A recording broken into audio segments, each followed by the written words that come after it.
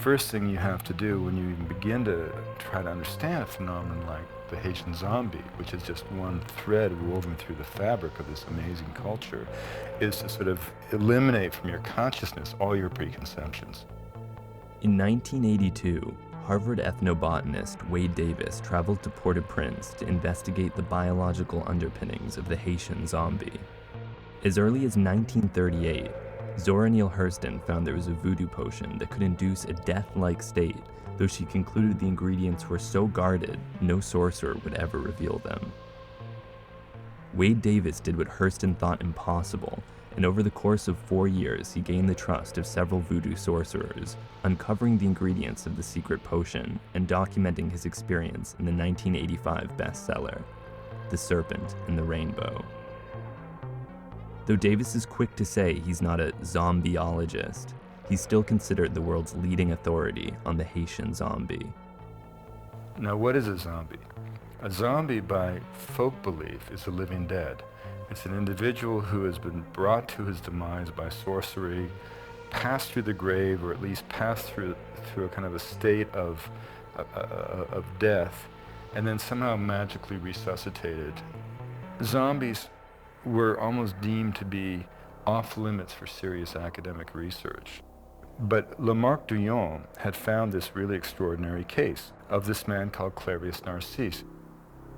And what made the case unique is that Narcisse had been pronounced dead in the Schweitzer hospital, and his death had been witnessed by 2 physicians, both American trained, one an American.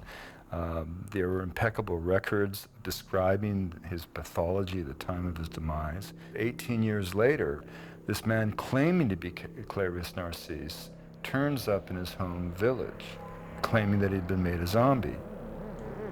All these lines of evidence led Lamarck Douillon to go public in about 1980-81, saying that they had found the first medically verifiable instance of a zombie. That kind of opening brought everybody back to a series of reports that had existed in the folk literature of the reputed existence of a folk poison that was said to bring on a state of apparent death so profound that it could fool a physician.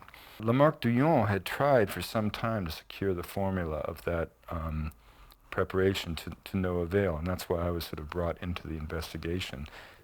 Schultes, my professor, the man who sparked the psychedelic movement, he was very much my mentor. I was working in the Amazon, and one day he summoned me to his 4th floor Erie at the Botanical Museum and asked me if I wanted to sort of go down to Haiti for 2 weeks over spring break and try to find the formula of the drug used to make zombies. Well, naturally, I said, sure. There are lots of plants and lots of animals that are poisonous and that can kill you. We weren't just looking for a toxin that could kill, we were looking for a toxin that could bring on a state of apparent death so profound that it would bring someone literally to the edge of death, a threshold from which they could then recover. And I went down to Haiti and was able to secure the formula of the preparation. The preparation contains a veritable Whitman's sampler of poisons, showcasing the great diversity of Haiti's medicinal flora and fauna, spanning 2 kingdoms and 8 Linnaean classes. The potions Davis collected included such ingredients as Datura stramonium, velvet bean, cane toad, pufferfish, Hispaniolan boa, bearded fireworm, tarantula, cashew leaves, and the bones of a human child. To the sorcerer who mixes the potions, each ingredient serves a distinct purpose, with the human bones playing a role every bit as important as the psychoactive plants. But to Davis, 2 ingredients held the key to understanding the phenomenon of zombification. The pufferfish contains a chemical called tetrodotoxin, or TTX. If administered in the correct dose, the victim will find themselves trapped in a flaccid paralysis perfectly mimicking the appearance of death. Upon their exhumation, the victim is fed a paste of Datura stramonium, which obliterates their memory, leaving them in a stupefied, obedient delirium. We never could prove really anything, but we could show that this was something that had a kind of coherence within the worldview of the Haitian people. If it could not be absolutely proven, it was at least so provocative that it demanded investigation. If you eliminate the other possibilities, you have to allow the facts to speak for themselves. And that's why I was prepared to say very strongly that I thought this phenomenon existed. In the years since the publication of Davis's work, there's been little formal investigation of the zombie phenomenon. Though teams of scientists and anthropologists have traveled to Haiti in search of answers, they often failed to find what they're looking for. Some have been fooled in elaborate hoaxes, or found that the zombies could be explained medically with conditions such as schizophrenia, and others have been imprisoned or sent home with nothing at all.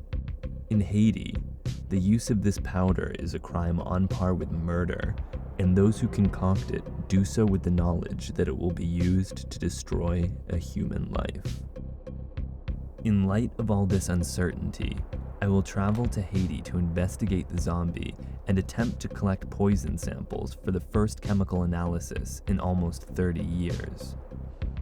My results could support Davis's theory, or redefine our concept of the Haitian zombie. Or I could have a railroad spike driven through my scrotum.